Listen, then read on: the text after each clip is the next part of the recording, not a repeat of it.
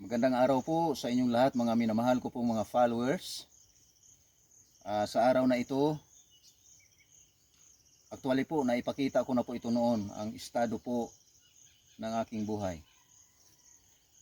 Pero ngayon, ulitin ko po, ipapakita ko po uli sa inyo ang proseso po ng aming hanap buhay po dito sa probinsya, dito sa bundok.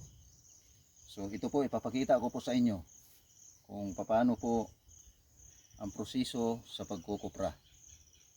Ito na po.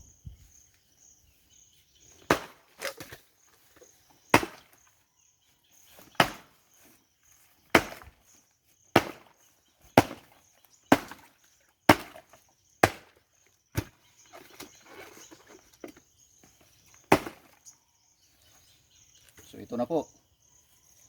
Nabiyak na po ang niyog. Ang kasunod po nito, mayroon po akong asa na yun? Ito po ang aking pangsungkit. Bakal po ito para ito po ay matanggal sa kanyang bao. So pagkatapos po nito, dalawang proseso lang po paano siya matuyo, paano po siya magiging kupra. Pwedeng ibilad sa araw, pwedeng kung tawagin po dito sa amin ay tatapahan. So ito po, papakita ko na po paano tanggalin ang kanyang laman sa kanyang bao.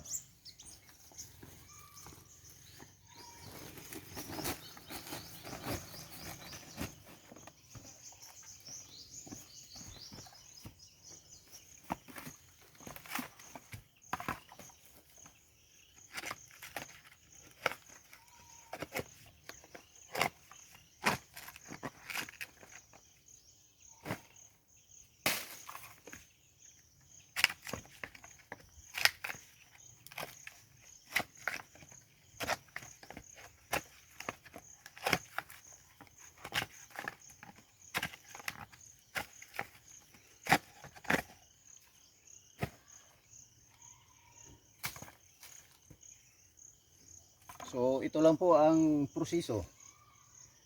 Pag natanggal na po ito, so ang bayaran po dito sa amin ay sa 150 pesos ang bayad po sa amin. So ito po ang estado ng buhay ni Mountains Rocker. So sa muli po,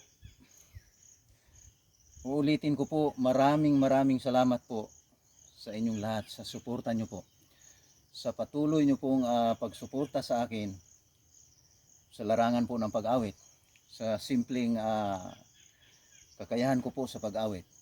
Maraming salamat po doon sa mga star senders, sa mga nag-share, sa mga nag-like, at sa lahat ng mga viewers.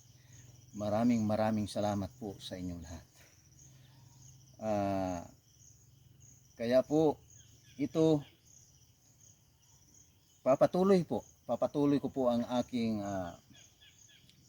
napagsimulan sa pag-awit. Kasi po may kasabihan, ang kahirapan ay hindi po hadlang sa aking tagumpay. Kaya sa muli po, maraming salamat po sa inyong lahat. God bless you all.